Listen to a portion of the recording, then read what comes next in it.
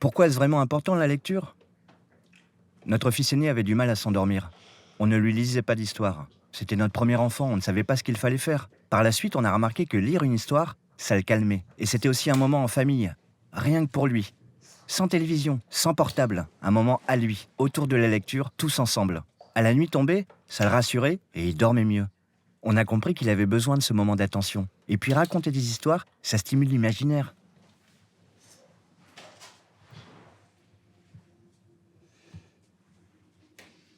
Pour le moment, on choisit des livres avec un vocabulaire simple, avec peu de texte et beaucoup d'images.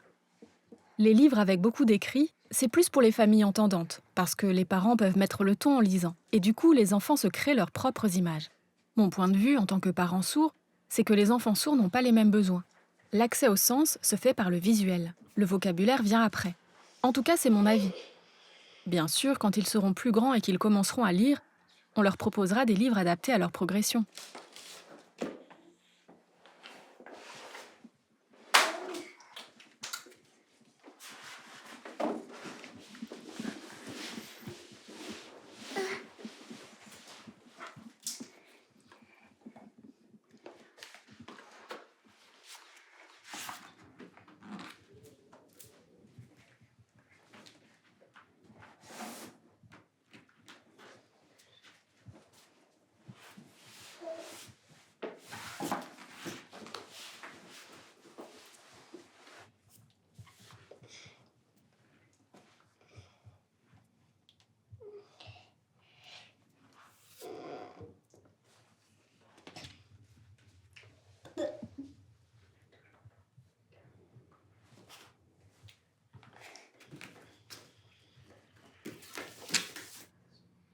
Comment je suis entrée dans la lecture? Ma mère m'a raconté qu'elle-même avait manqué de lecture dans son enfance. Elle avait eu du mal à acquérir le français, parce qu'elle ne lisait pas assez. Et ça l'a marquée, elle ne voulait pas reproduire ça avec ma sœur et moi. Elle voulait qu'on soit à l'aise dans la lecture. Au début, il a fallu qu'elle nous pousse à lire, elle nous encourageait, et le soir, elle nous racontait des histoires en langue des signes. C'était visuel. Et aussi, elle nous traduisait des films qui passaient à la télé. C'est comme ça qu'elle nous a ouvert au monde de la lecture et de l'imaginaire, pour que ça fasse partie de nous.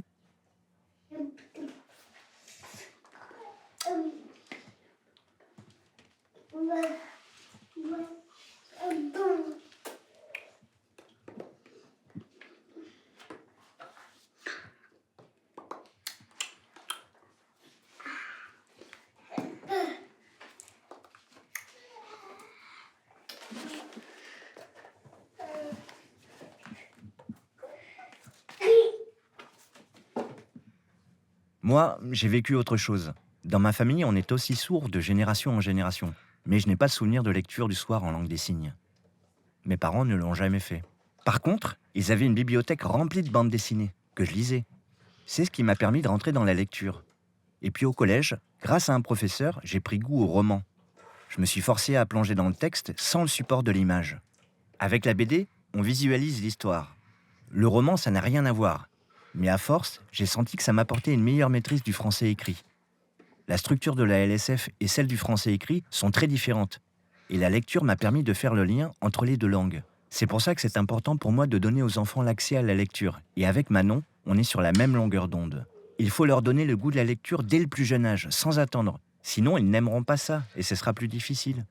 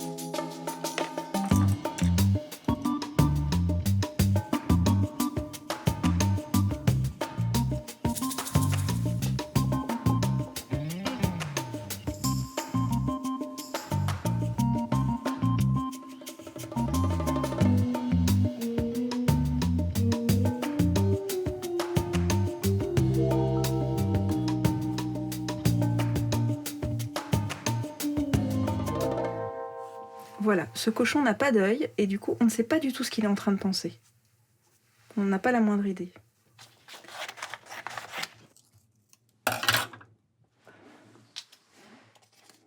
Voilà, là, il a un air fourbe. Cette démonstration, je la fais. C'est presque un jeu que je propose aux enfants quand je les rencontre dans des classes, par exemple. Content, on remonte les sourcils, fâché, on baisse les sourcils. Bon, voilà. C'est pour que tout le monde ait bien compris. Fâché, on baisse les sourcils. Mais après, quand je suis sur mes propres... sur mes livres, c'est un peu la même chose, mais c'est beaucoup plus fin. Parce qu'il ne s'agit pas juste de dire « il est fâché ». Il faut que moi, j'arrive à entrer dans... Qu'est-ce que c'est exactement sa fâcherie? Il est fâché comment? Et il est fâché avec du ressentiment, il est fâché préoccupé, il est... Voilà. Et du coup, je pose le dessin dans son ensemble une première fois. Et ensuite, très souvent, je reviens sur chaque détail de regard du personnage. J'ai l'impression qu'il y a un moment où il faut que je bascule dans le personnage et que je sache exactement ce qui est en train de lui arriver. Et là, poum, les traits tombent au bon endroit. Et voilà, c'est ça qu'il est en train de vivre. C'est lui. Je peux passer au dessin suivant. Ça marche particulièrement avec le personnage de Zouza, entre autres. Voilà. C'est une petite fille qui ne parle pas beaucoup. Mais par contre, nous, lecteurs, on comprend ce qui lui arrive. Elle est très, très expressive. Elle est même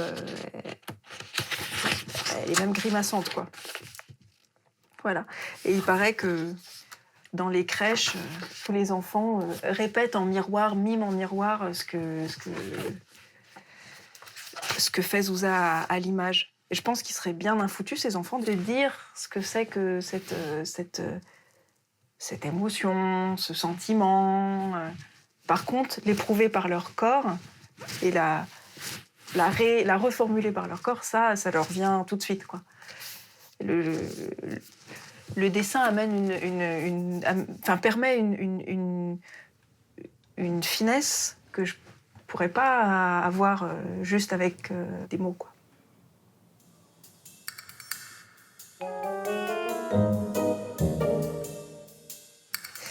Donc la famille Quichon, c'est une famille dans laquelle il y a 2 parents et 73 enfants. Ça, voilà. Et l'idée de la série, c'est de faire le portrait de chaque enfant. Donc chaque enfant va avoir son livre. Très prochainement, là, il y a l'histoire de Gloria Quichon qui va sortir. Voilà, ça s'appelle 7 milliards de Quichon et Gloria Quichon. Elle se pose des questions sur l'amour. À l'automne, ce sera lui, Tristan Quichon. Le titre dit tout, ça s'appelle « Tout va mal pour Tristan Quichon ». Tout va pas si mal, hein. Mais mettons que s'il avait une phrase à se coller sur le front, il y mettrait quelque chose du genre « Darkness is my friend ». Alors sa maman vient le consoler, évidemment.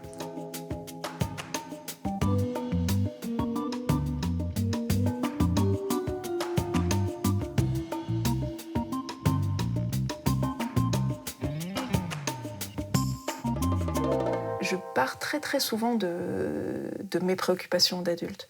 Et après, le gros du travail, c'est de trouver la ligne émotionnelle de cette préoccupation, par quoi elle passe. Et une fois que j'ai réussi à isoler cette ligne, alors je peux la transposer dans tout un tas d'univers. Je pourrais écrire une science-fiction avec, ou un livre pour enfants, ou il suffit de changer le décor et me transformer, moi, adulte, avec mes rides, en petit lapin. Voilà.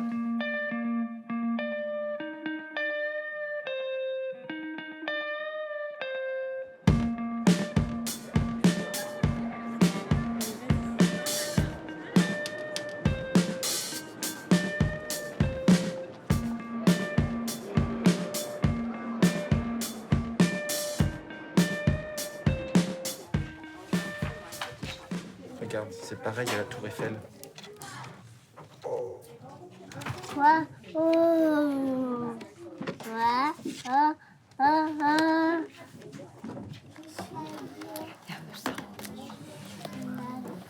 C'est plus en image. Vous cherchez image. Image. Alors, tous les petits, c'est ici. D'accord, ok. Je vais regarder. Merci Donc, beaucoup. alors, il y a ça qui fonctionne très, très bien. Peut-être quand il aura 2 ans, c'est les voitures, en plus. Les voitures, il aime bien les voitures. Parce qu'en fait, Ah, c'est caché, je soulève, j'ai la silhouette. Et les enfants, ils aiment vraiment beaucoup les motos. ah, ok. Donc, je le prends.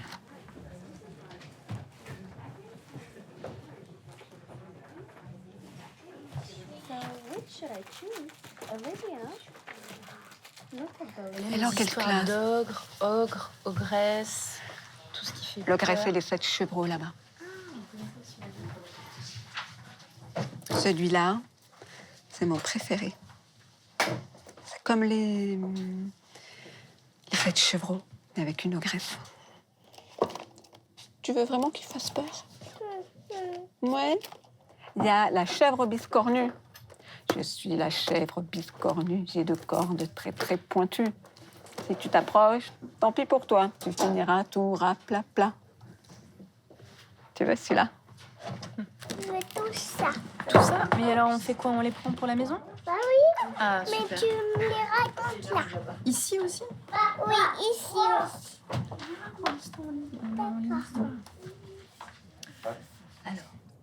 L'enfant qui grandit, entouré de livres, deviendra très vite lecteur.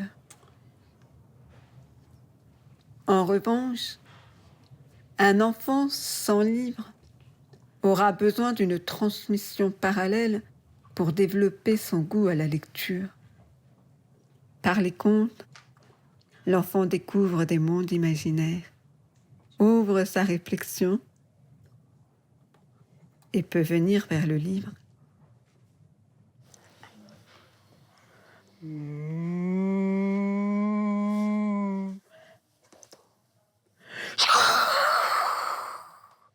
Un dragon.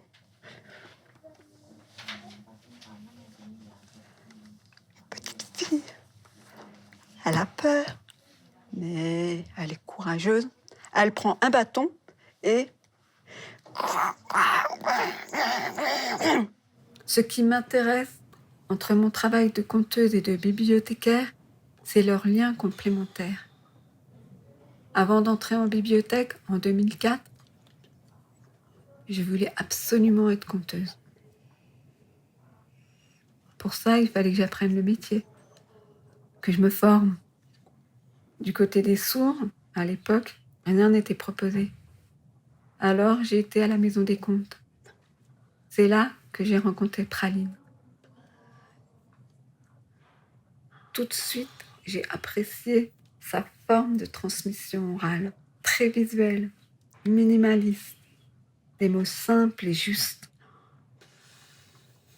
C'est ça que je voulais. Je lui ai alors proposé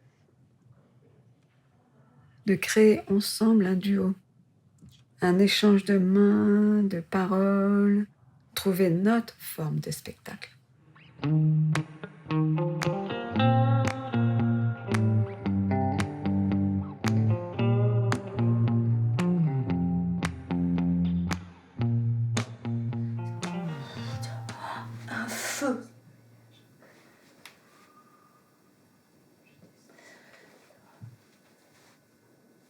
Il y a un feu.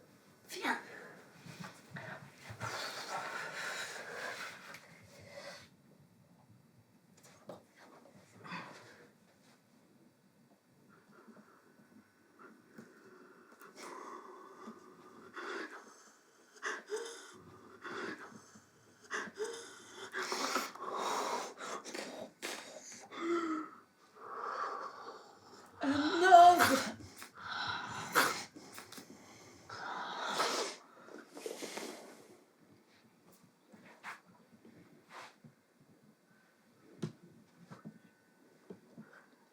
Une ogresse.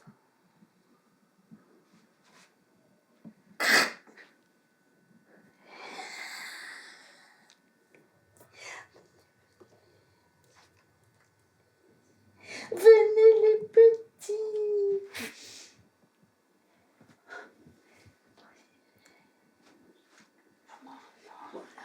On mange. Et quand c'est fini, voilà. Maintenant, oui, c'est ça. Moi, je vais maintenant dormir. Pour les contes, le maître, c'est toi. Moi, je suis l'élève.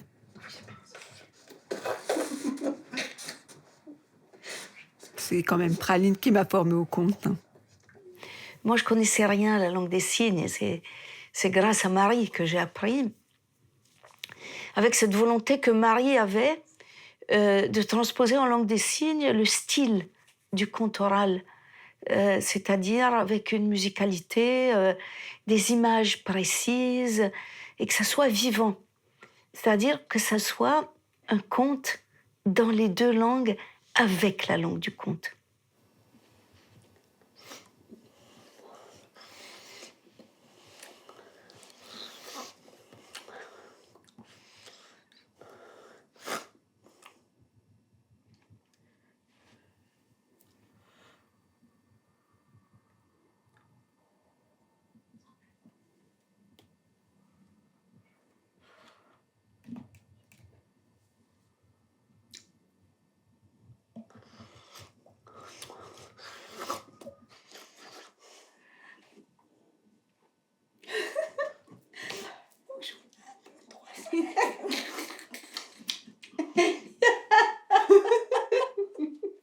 Alors, ce conte, nous l'avons choisi spécifiquement parce que ce qui est très rare, c'est que l'enfant est dévoré et il est mangé. Ça, c'est rare. Souvent, dans les contes, eh bien, les enfants, ils sont sauvés. Mais dans celui-là, non. Le garçon, le petit frère, il meurt. Il est mangé par l'ogre. Ça, c'est intéressant. Ensuite, l'ogre est un personnage qui donne la peur aux enfants. La vraie peur, elle est bonne. Elle est importante, cette peur, pour que l'enfant puisse la contrôler, la comprendre. Aujourd'hui, on essaye d'atténuer la peur, de lui en donner de moins en moins. Mais moi, ça m'intéresse, la peur, oui. Oui, c'est excellent d'avoir peur, mais on sait qu'on risque rien. Les conteuses sont là, elles s'amusent, donc il n'y a rien à craindre. Moi, je suis en sécurité, à l'abri, dans un lieu que je connais, où je suis sous ma couette avec un parent ou un adulte aimant. C'est bien d'avoir des objets sur lesquels on peut poser nos peurs diffuses, puisque c'est un archaïsme humain, la peur. C'est quand même la première émotion humaine.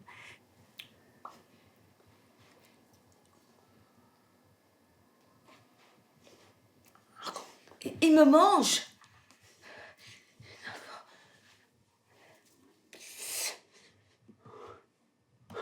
Descendre. Si l'ogre est derrière moi, je les jette sur lui.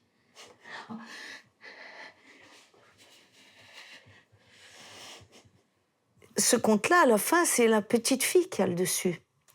Comme dans d'innombrables contes du monde, les ogres sont des brutes épaisses, mais ils sont bêtes à manger leurs pieds. Et les petits personnages, les enfants, les faibles, gagnent toujours par la ruse. Et il n'y a rien de plus sécurisant que ça.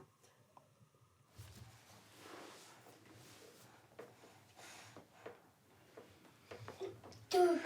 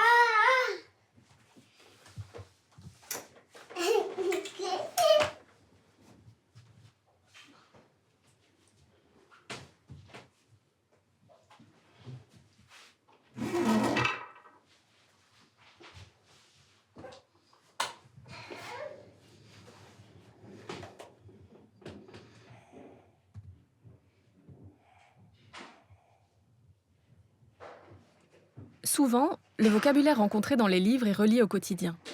Suivant le thème du livre, on peut faire le pont avec la vie de tous les jours, les vacances. Quelquefois, je vois qu'ils utilisent un signe qui vient d'un livre qu'on a raconté. Ou alors c'est eux qui font le lien. Ils ont bien retenu que le signe qu'ils utilisent vient de tel ou tel livre. Ça arrive souvent. Parfois, le soir, on raconte une histoire et au petit déjeuner, ils nous la racontent à nouveau. C'est surprenant. La veille, j'ai l'impression qu'ils ne font qu'écouter, mais en fait, ils enregistrent tout et ils sont capables de nous raconter l'histoire en entier. C'est émouvant. Je me rappelle d'Alessio, le deuxième. Je lui avais raconté l'histoire de l'escargot qui porte sa maison sur son dos. Et le lendemain matin, il nous l'a raconté en langue des signes avec ses petites mains. C'était super mignon. C'était beau.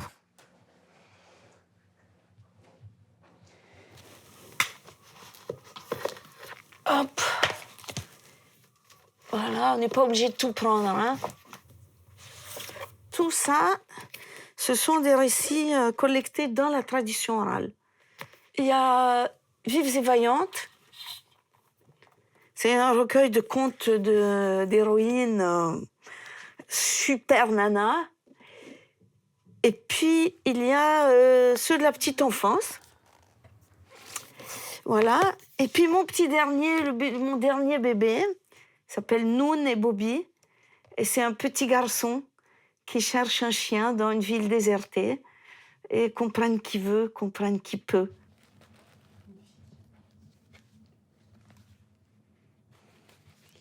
Et c'est la première fois que je conçois un album avec l'illustratrice que j'ai choisie. Laurent Cantric, ma complice, elle a utilisé une technique magnifique.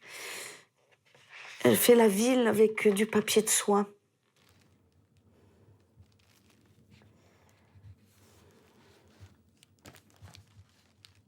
La poésie des matières. Comment dire une ville en guerre sans être là à obliger un regard? Juste papier de soie déchiré par endroits que tu n'es pas obligé de voir. Voilà, des petits débris. Et tout est en petites nuances. Puis moi, c'est ce plan serré là que je trouve magnifique. J'ai l'impression de sentir la chaleur des genoux de l'enfant. Puis son mouvement, son énergie de vie. Moi, je dis toujours, je suis conteuse à l'oral et à l'écrit. Et en fait, le plus précieux dans tout ça, c'est le temps qu'on prend avec nos petits pour partager une histoire. On prend du temps pour eux, avec eux et pour nous. Moi, je disais toujours à mes deux gamines, quand elles étaient petites, qu'on lisait un album, je leur disais toujours, si le paradis existe, il doit ressembler à des instants comme ça. Parce que c'est des instants où on est ensemble, pleinement. Personne n'est dans un devoir de faire quelque chose. On partage quelque chose, tout simplement, qui nous humanise totalement. Nous, adultes, on a besoin de ça aussi.